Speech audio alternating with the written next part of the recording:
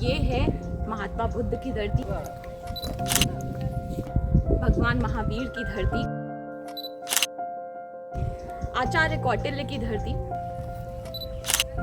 आर्यभट्ट की धरती। ये वो धरती है जहां से बिहार में ज्ञान का संचार शुरू हुआ।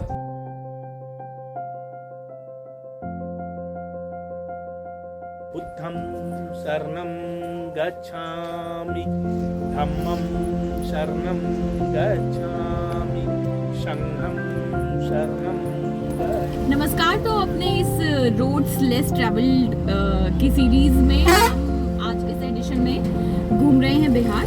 और बिहार क्यों? क्योंकि यूजुअली लोग जब आप कोई वेकेशन प्लान करते हैं ना, तो आप कभी सोचते नहीं है कि बिहार में वेकेशन प्लान करनी चाहिए, लेकिन बिहार में ऐसी बहुत सारी जगह हैं और बिहार का क्या सिग्निफिकेंस है, क्या इंपॉर्टेंस है, वो सारी चीज़ें इस पूरी सीरीज में आपको पता चलेंगी। लेकिन आज फर्स्ट एडिशन में हम जा रहे हैं पटना से राजगीर की ओर, लेकिन रास्ते में कुछ स्टॉप्स लेते हुए, वो स्टॉप्स कौन से होंगे, वहाँ पे क्या खास होगा और राजगीर में क्या है, ये सब कुछ आपको सीरीज में आगे देखने को मिलेगा। लेकिन फिलहाल हमने एक हॉल्ट लिया है और यहाँ पर आपको मैं दिखाती हूँ। यहाँ पर चाय और जो बिहार का फेमस खाना है ना, लिट्टी चोखा, उसकी दुकान है।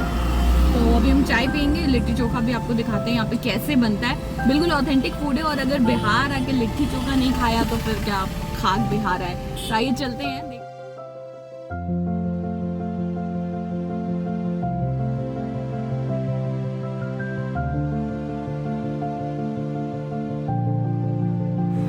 तो ये जो चाय की दुकान पे हम उतरे हैं, यहाँ पर आपको एक्चुअली जब आप रोड से ट्रैवल करते हैं ना, तो ये सबसे अच्छी चीज़ें होती है कि आपको जहाँ पर रुकना है तो वहाँ की उस जगह की ऑथेंटिसिटी, उस जगह का जो फील है वो भी आपको देखने को मिलता है। यहाँ पर चाय आप देखेंगे, ये नॉर्मली जो हम देखते हैं शहरों में चाय जिस बर्तन में बनती है, पैन्स में, यहाँ पे मिट्टी के बर्तन में बनाई जा रही है चाय।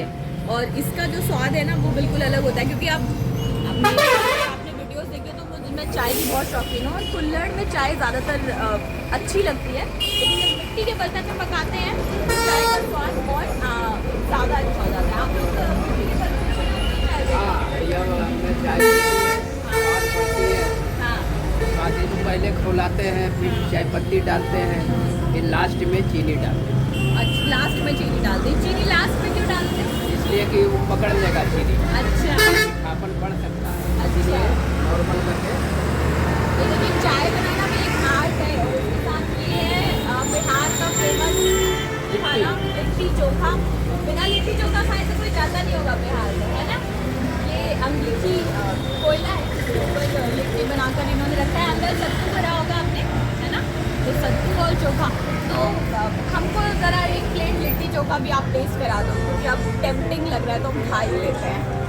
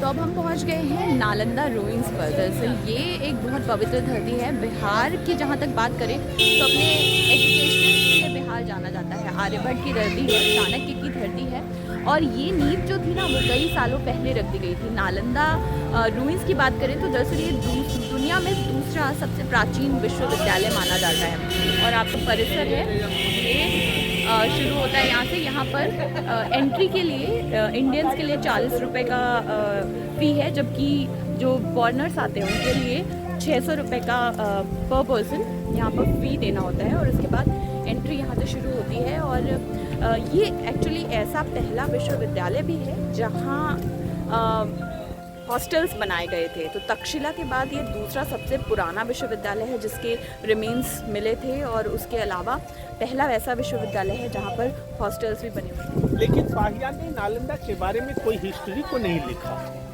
दूसरे राजा 7वीं शताब्दी के राजा हर्षवर्धन थे। उस समय यहाँ सेकंड चीनी यात्री हुएनसांग आए थे। हुएनसांग इस विश्वविद्यालय के स्टूडेंट टीचर हैं। उन्होंने पूरी नालंदा की डायरी को लिखा है। जो भी मैं हिस्ट्री बता रहा हूँ अकॉर्डिंग टू हुएनसांग की डायरी है। उनकी डायरी का नाम है सीयूकी। उस डायरी से ये नालंदा का पहचान होती है कि नालंदा विश्वविद्यालय का एरिया 7 माइल लंबा और 3 माइल चौड़ा। हिस्ट्री के पन्ने में आप फिगर देखते हैं नालंदा का मुख्य मंदिर। वह मंदिर टेम्पल नंबर 3 है। वह जब बिल्डिंग एक कवर था मिट्टी की पहाड़ के ऐसे थी, तो 1909 और 1920 में ऐसा ये बिल्डिंग थी देखने में। ऐसी बिल्डिंग को अंग्रेज ने देखे तो इस टीले को माना कि यही नालंदा होना चाहिए। तो उन्होंने एक्सकैवेटेड करने लगे। तो टेम्पल नंबर 3 जो सारिपुत्रा की स्तूपा है,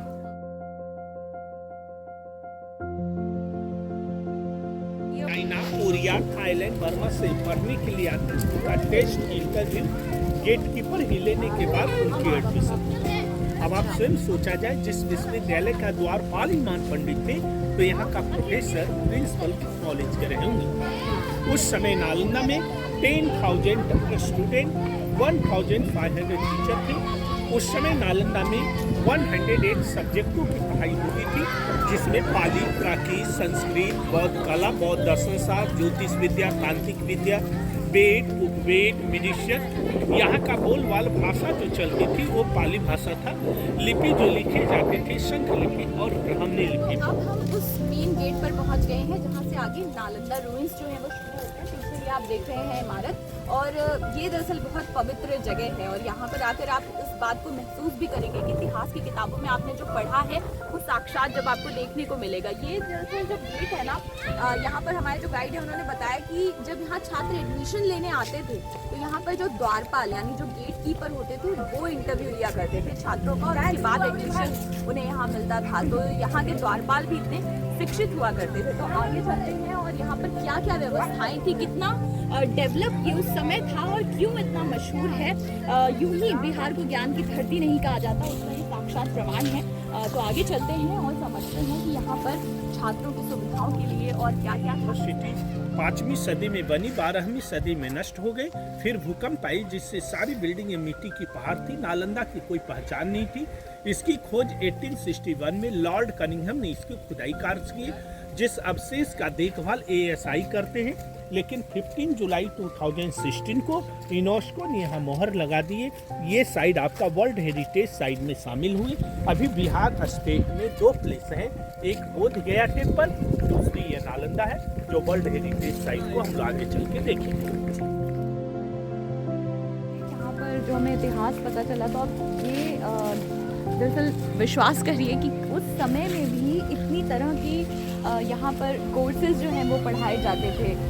theology, grammar, logic, astronomy, metaphysics, medicine, philosophy, यानी हम ये हज़ारों साल पुरानी बात कर रहे हैं। और उस समय में भी रंजन जी इतना सब कुछ यहाँ पर ज्ञान जो है दिया जाता था यहाँ छात्रों को, और सिर्फ भारत के नहीं, बिहार के नहीं, बल्कि दुनिया भर से यहाँ लोग जो हैं पढ़ाई करने आते थे। जिस समय कहीं भी कोई कंट्री में रहने पढ़ने के लिए वो व्यवस्था नहीं थी, उस समय हमारे इंडिया इस तरह से यहाँ व्यवस्था चल रही थी। यहाँ पढ़ने के लिए Japan, Thailand, Burma, Sri Lanka, Korea, हर कंट्री से लोग यहाँ आते थे। और पढ़ने के लिए ये हमारा मगध राज्य था जो रिच कंट्री था।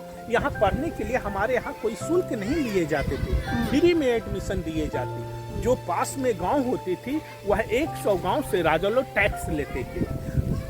कुछ गांव से चावल आते, दाल आते, घी आते, दूध आते, इस तरह से यहाँ फ्री पढ़ाई दिए जाते थे। तो अब हम लोग नालंदा के वह अवशेष को देख रहे हैं जो ये सोल ब्रिक्स है। हमारी बिल्डिंग आज 100 बरस भी नहीं रहती, लेकिन ये 1600 years old brick original brick है। इन ब्रिक जो है ये नेचुरल मिट्टी की पकी हुई है, इसलिए आज भी हम लोग नालंदा को देख रहे हैं। हमारी अभी मिट्टी में रासायनिक खाद दे देते हैं, इसलिए शक्ति छिन्न हो जाते हैं, हमारे ईंट वो सारे बिल्डिंग नष्ट होते हैं। इन ईंटों की ज्वाइंट में उस समय सीमेंट नहीं होते, ईंट के पाउडर है, सुरकी, चूना, मिट्टी, गुड़, उड़द का दाल, बेल का फल और कट्ठे से ज्वाइंट। अभी हमारी कमरे का दीवार की मोटाई 3 फुट 3 इंची 5 इंची 10 इंची की दीवार बनाते। उस समय दीवार की मोटाई यहाँ मिले हैं जो 3 फुट से 12 फुट तक दीवार की मोटाई मिले। ये दीवार काट कर नए गेट बने, इसके ऊपर सीमेंट की ढलाई नया है। अभी तक नालंदा का मुख्य गेट का पता नहीं चला, ये नए गेट काट कर बनाए गए, क्योंकि इसकी एरिया 10 किलोमीटर में थे, अभी 1 किलोमीटर का ही नालंदा खुदाई हुआ है। चौड़ी दीवार है और जैसा बता रहे हैं कि उस टाइम में जाहिर सी बात है सीमेंट कंक्रीट कुछ नहीं होता था, तो इतनी चौड़ी दीवारें बनाई गई थी ताकि मजबूत रह सके और उनको खाने पीने की चीज़ों से जोड़ा गया था, जो कि अपने आप में बहुत अद्भुत बात है।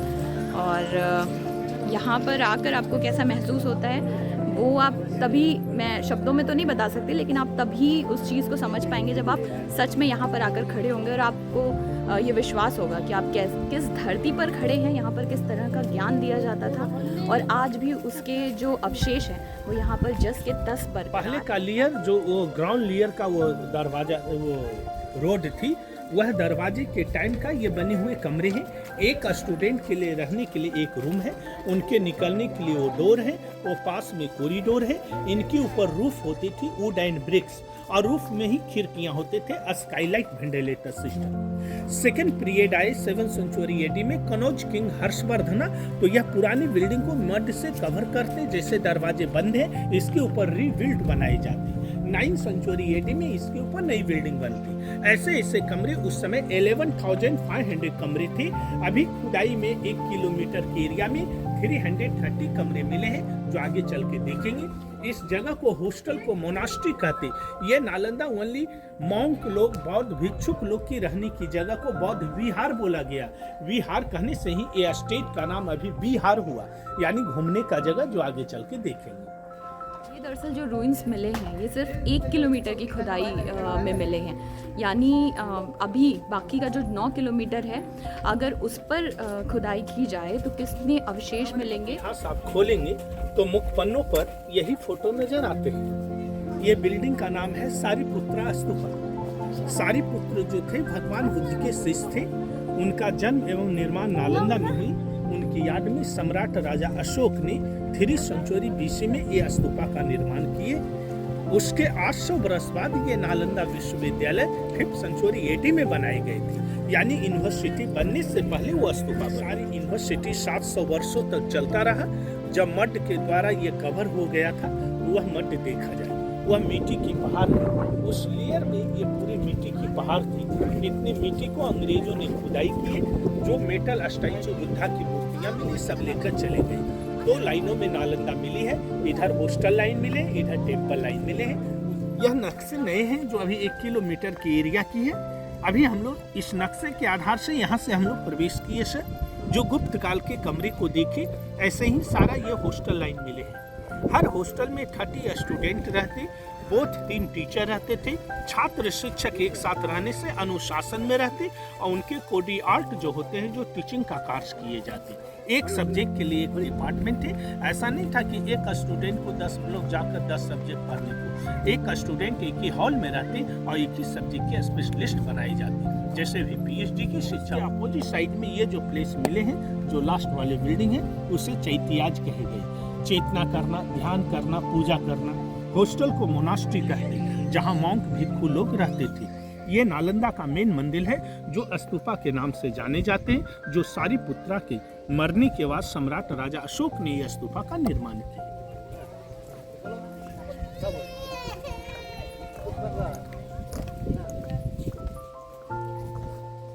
ये हम लोग आंगन देख रहे हैं सर, ये गुप्त पीरियड का आंगन है, जो कुमारगुप्त काल की बनी हुई है। उस समय की ये ड्रेनेज सिस्टम को देखा जाए कितनी सुंदर है। इनकी कॉर्नर को देखा जाए कितनी सुंदर है। आपका क्वेश्चन होगा कैसे मालूम कि ये बिल्डिंग कुमारगुप्त की बनी है।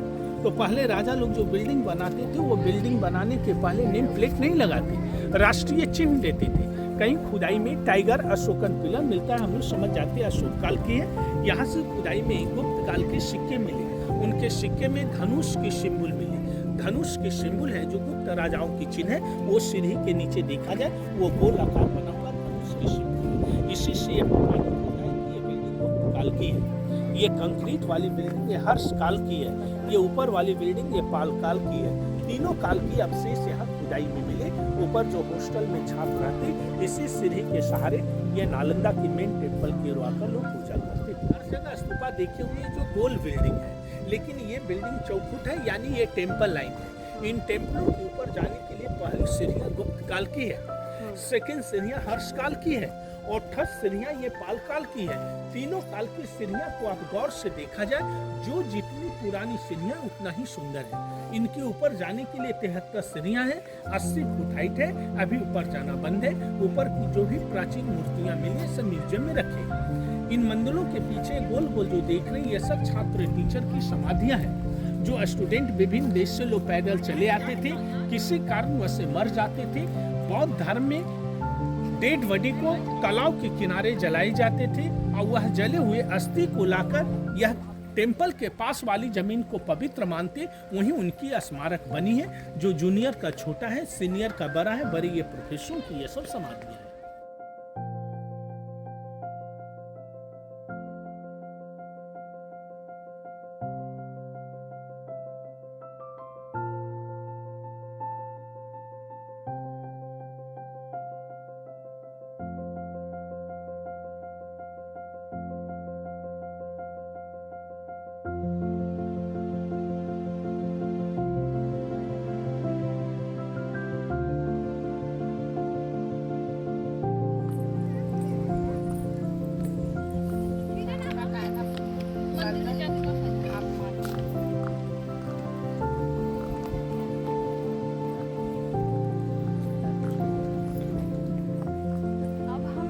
जिस भाग में आगे बढ़ रहे हैं, जो पार्ट है यहाँ का, ये दरअसल मोनेस्ट्री कहते हैं। मोनेस्ट्री उस समय में इस शब्द का प्रयोग करते थे, या इसको आप आज के दौर में समझना चाहें तो हॉस्टल एक तरह से, जिस तरह से लोग रहते थे।